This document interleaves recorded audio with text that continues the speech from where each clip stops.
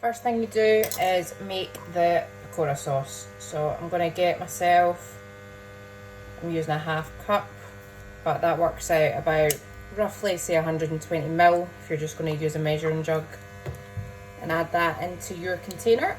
To that I'm going to add a tablespoon of mint sauce. In the caption I've put 2 to 3 teaspoons. 3 teaspoons is a tablespoon. If you want to just add 2 teaspoons and then try once you've mixed it all up, I'd maybe go with that method. Then you add your 3 or 4 tablespoons of your tomato ketchup. Then your salt. I normally add in about a half teaspoon, and give that a stir.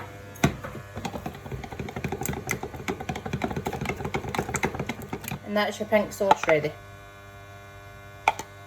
For your bhajis, we're going to start mixing the batter. So to your bowl, I want you to add 100 grams of your gram flour, and then a teaspoon of each of your spices. I've used coriander seeds, you guys can use coriander powder. I'm going to put a teaspoon into a mortar and pestle and grind them up before adding them in. So a teaspoon of all the powders first, then I'll go into the coriander. Then your curry leaves, get your teaspoon in your hand and give them a wee crunch up. Then put that to the side, bring over your mortar and pestle if you're doing the same. The reason I like using the coriander seeds is just another wee bit of texture.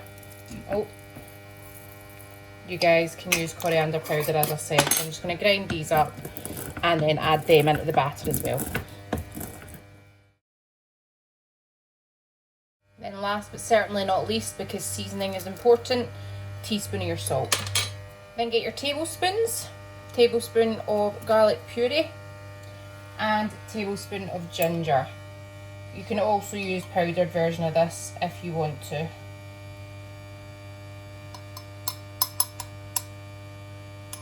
There you go. To your mixture, add 150 ml of water and give it all a whisk to combine the batter. Then what we're going to do is get on to chopping up your onions, and put your batter to one side, let it rest for a wee bit. We're going to toss the onions through this batter before deep frying them.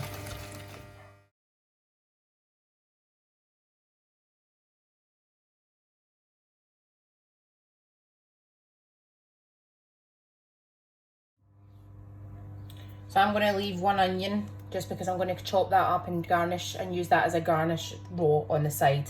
I know that's a bit odd, raw onion with a cooked onion bhaji, but I do love my onion. So about 4 onions went into that.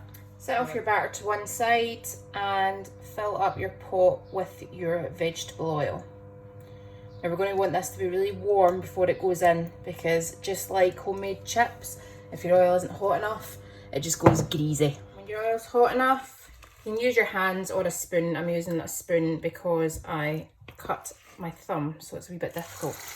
And just put a spoonful of your mixture, a couple of spoonfuls of your mixture in at a time, and then a wee clump.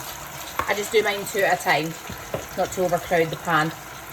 And we're going to fry until nice and golden. And after 2 minutes, I'm just going to flip them over just so we get the same colour on the other side, and then cook for about another 2 minutes. And after the time, I've got a plate with some kitchen roll, and I'm just going to lift out the bhajis to drain on the kitchen roll and then keep going. So out of that mix, I've made 7 bhajis. So I'd say between 6 or 8 depending on your size. And also, perfect little scoop. You can see almost the shape of the spoon versus ones I just let the mix kind of fall where it may.